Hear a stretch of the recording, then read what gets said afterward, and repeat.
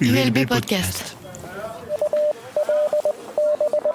Les podcasts de l'Université libre de Bruxelles.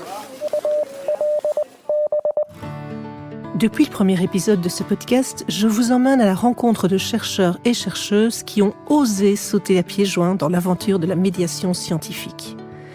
Dans cet épisode, le dernier, je voulais vous compiler leurs meilleurs conseils pour la route. Un condensé de ce qu'ils ont appris, de ce qu'ils auraient aimé savoir, mais surtout de ce qu'ils ont envie que vous sachiez.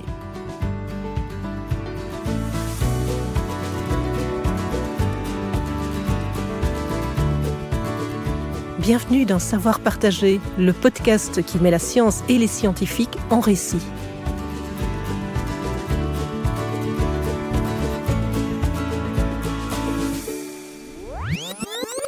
Dans le premier épisode, j'ai échangé avec Noémie sur son podcast Le Pain Consomme. Elle m'expliquait comment la médiation s'était invitée au cœur de sa recherche. Elle nous disait notamment « Communiquer sa recherche, c'est très joyeux ». Pour elle, la co-création et le partage sont devenus presque indispensables à la construction de savoir. En fait, la médiation scientifique nourrit son travail, mais pas seulement. En fait, ça génère beaucoup de la satisfaction, mais en tout cas, moi je pense qu'on se sent plus vivante parce qu'on est en contact et en interaction avec soit les sujets de notre recherche, soit les personnes qui peuvent s'y intéresser. Ça demande du temps, ça demande de l'énergie. C'est aussi une occasion, je pense, de réfléchir les thématiques différemment. Je pense que c'est ça que les chercheurs et les chercheuses aiment, c'est changer d'optique. Quand il s'agit d'approfondir une question, regarder les choses différemment, contribuer d'une autre manière finalement à des questions de société. Dans l'épisode 2, je discutais avec Marius de la communication scientifique quand les enjeux sont aussi graves qu'une question de vie ou de mort. Mais je vous rassure, son conseil ne parle pas de Covid-19.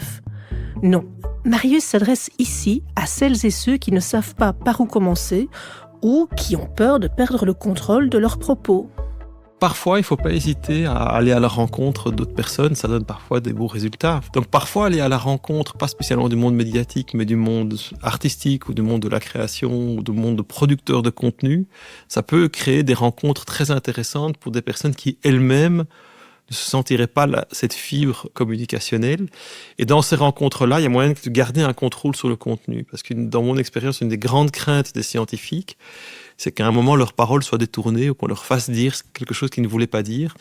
Et donc, dans ce type de production, il y a moyen à la fois d'avoir des choses qui soient accessibles pour le public, mais dans lesquelles le scientifique peut garder une forme de contrôle sur ce qui est communiqué. Et ça, je pense qu'on a le meilleur des deux mondes, quoi, dans ce type de production. Bonjour à toutes et à tous. Bonjour. Bonjour. Je vous en prie, entrez au théâtre Marignan. Vous vous souvenez de notre visite du théâtre Marignan dans l'épisode 3 ?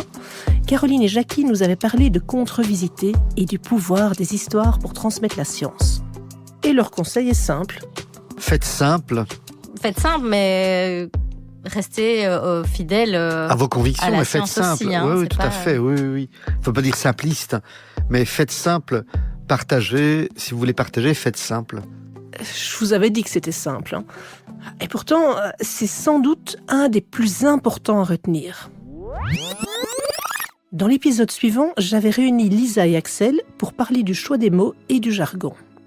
Nous avions aussi découvert comment Lisa avait été attaquée sur les réseaux sociaux. Mais pour elle, le plus important, c'est de dédramatiser. Je pense que souvent, en tout cas perso, je me mettais des exigences de dingue. Et d'avoir fait cette petite série de capsules vidéo sur TikTok où moi, j'étais pas contente de ce que j'avais fait. Et au final, j'ai eu des retours super positifs de mon entourage. Bon, il y a eu ces commentaires négatifs, mais de toute façon, ils seront là quoi qu'il arrive. Mais j'ai eu des retours très positifs autour de moi, alors que j'étais vraiment insatisfaite de ma performance, quoi. Donc, faut juste y aller, en fait, juste faire des trucs. Et puis si ça passe, tant mieux. Et si ça se passe pas bien, mais c'est pas grave, on aura des pistes d'amélioration pour la suite. Mais autant elle ne veut pas se mettre la pression, autant elle rappelle aussi qu'il faut être prêt. Se préparer pour une interview, une rencontre, une intervention, avec cette idée fort intéressante de boîte à outils de la communication. C'est juste préparer ses chiffres, préparer les messages qu'on veut faire passer avant même d'intervenir et de construire son discours autour de ça, quoi. Donc ça se prépare en fait. C'est pas hop, on arrive et voilà. J'ai préparé le podcast pour aujourd'hui. Typiquement. Axel, de ton côté, si tu voulais effectivement inciter un collègue ou une collègue à se lancer, tu lui dirais quoi ? Que ça prend du temps, mais que c'est vraiment payant. Moi, je pense que même très directement, d'avoir fait des exercices de vulgarisation à l'écrit, surtout, ça a aidé mes capacités de rédaction, même scientifiques. Ça a amélioré les cours que je donne. Et donc, tout ce qu'on fait, en fait, nourrit le reste de nos activités. C'est pas totalement indépendant, en fait. Donc, c'est sûr qu'on n'est pas forcément valorisé, mais ça a des bénéfices directs, au-delà du plaisir de partager notre passion, en fait. Ouais, à fond. Dans l'épisode 5, j'étais partie en balade dans les bois avec Chloé et Adeline pour parler de leur bande dessinée sur les renards. Le conseil de Chloé touche à l'équilibre d'une collaboration entre un artiste et un scientifique. Parce qu'en fait, c'est pas facile de laisser quelqu'un d'autre s'emparer de votre travail pour le traduire. Déjà, de lâcher prise. Si jamais ils veulent faire ça, il faut faire confiance. Et pour faire confiance, il faut que ce soit une vraie confiance. Donc pour moi, en tout cas, de mon expérience, ça a été important qu'Adeline et moi, on se connaisse personnellement et qu'on soit amis. Alors, ça veut pas dire qu'il faut forcément avoir quelqu'un qui fait de la bande dessinée dans ses amis pour pouvoir faire une bande dessinée. Mais je pense que c'est important de fréquenter le milieu artiste. Donc, nous, on a aussi tout un groupe d'amis qui est dans ce milieu-là, qui font de la bande dessinée, qui peuvent faire de la linogravure et des choses comme ça. Et donc, fréquenter ce milieu-là, ça permet, je trouve, de rendre vraiment perméable à la fois le travail artistique et à la fois le travail scientifique. La collaboration, elle va beaucoup plus loin que si j'avais travaillé avec quelqu'un dont je connaissais pas du tout les méthodes, qui connaissait pas du tout mes méthodes non plus. Là, il faut tout apprendre, quoi. Finalement, il faut apprendre la recherche, mais il faut aussi apprendre les codes de l'un et l'autre. Le fait d'avoir ces affinités, en fait, j'ai l'impression que les affinités sont importantes, de créer ces affinités avec les milieux artistes, de s'intéresser aussi à ce que font les artistes, de pousser plus loin la collaboration. Finalement, ça facilite le travail après qui peut être fait en commun. Et en plus, c'est un enrichissement pour les deux personnes. Pour notre conseil suivant, nous restons dans l'univers de la BD, puisque dans l'épisode 6, je discutais avec Pierre et Olivier de leur dernier projet, une bande dessinée retraçant l'histoire du droit international. Pour eux, il y a une manière simple de se lancer. Ne pas chercher midi à 14h et allier votre travail avec un de vos hobbies. Allez vers la chose qui vous parle le plus, qui vous inspire le plus. Si vous aimez réaliser des petits films en famille, que vous le faites avec vos enfants, d'autres membres de la famille, allez vers cette voie-là. Si vous aimez quelque chose qui est plus graphique en termes de production, la BD, ça peut être un bon choix. Il y a des tas d'autres médias qui sont envisageables. Il y a le recours au théâtre, par exemple, qui se fait dans un certain nombre de disciplines. Donc, les pistes sont assez nombreuses, mais je crois que le déterminant essentiel pour moi, c'est l'appétit qu'on peut avoir pour une forme particulière d'expression et le confort qu'on peut avoir par rapport à cette forme d'expression-là. Tout ce qui est contraint va être problématique. De son côté, Olivier voulait rassurer sur la question de la légitimité qui peut s'imposer à vous. Qu'est-ce qui justifie que moi, scientifique, j'écrive un scénario de bande dessinée ? Bon, exemple pris complètement au hasard, bien sûr. Au départ, c'est quand même pas évident de se sentir compétent et légitime pour se lancer sur une piste comme celle-là. Mais donc, si on a cette envie-là, je pense que c'est tout à fait réalisable. Moi, je suis plutôt sur le principe qu'il faut pas être professionnel pour faire quelque chose et que si on s'entoure évidemment de professionnels, si on est encadré et si on remet l'ouvrage sur le métier, on peut arriver à quelque chose qui nous satisfait et qui va nous apporter quelque chose. J'ai envie de dire qu'à partir du moment où on a en tout cas cette impulsion, il ne faut pas hésiter à se lancer en fonction du média qu'on a choisi, d'essayer alors de se former sur le tas. Ça fait vraiment partie aussi d'une expérience personnelle, au-delà de la réception plus ou moins bonne que ça peut susciter. C'est de toute façon formateur, me semble-t-il. Donc, si je résume, la marche à suivre est simple. 1. Suivre son envie.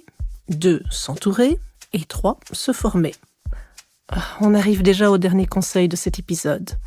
Celui d'Arthur et de Guillaume. Ces chercheurs-artistes qui veulent autant partager leur savoir que leur amour du beau et de l'émotion. D'ailleurs, leur conseil est à leur image. Tout est possible.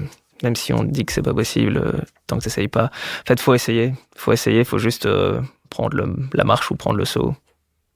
Et ça vaut la peine. Mais faut y aller à fond. Faut pas y aller avec une demi-marche, quoi.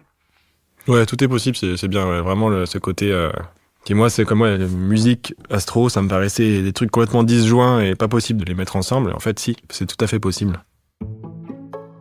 Je pense que je ne pouvais pas rêver d'un meilleur mot de la fin pour ce podcast. Tout est possible. Alors mon conseil, si vous aussi vous avez envie de partager la science, c'est lancez-vous. Personne ne naît vulgarisateur ou vulgarisatrice, mais chacune peut le devenir un peu, beaucoup, passionnément.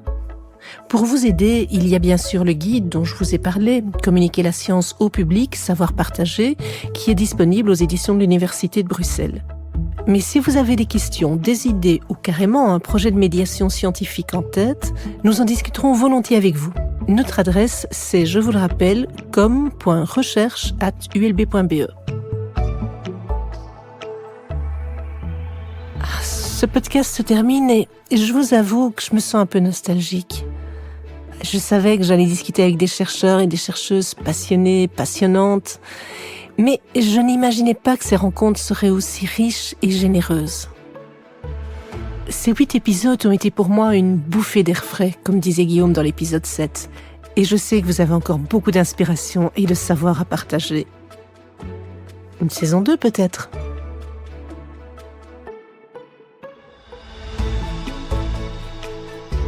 Vous venez d'écouter l'épisode 8 de Savoir partager, un podcast de l'ULB disponible dans toutes les applications podcast. Si vous souhaitez découvrir le guide pratique, je vous invite à consulter le site web des éditions de l'Université de Bruxelles ou à m'envoyer un email à l'adresse com.recherche@ulb.be. ULB Podcast. Les podcasts de l'Université libre de Bruxelles.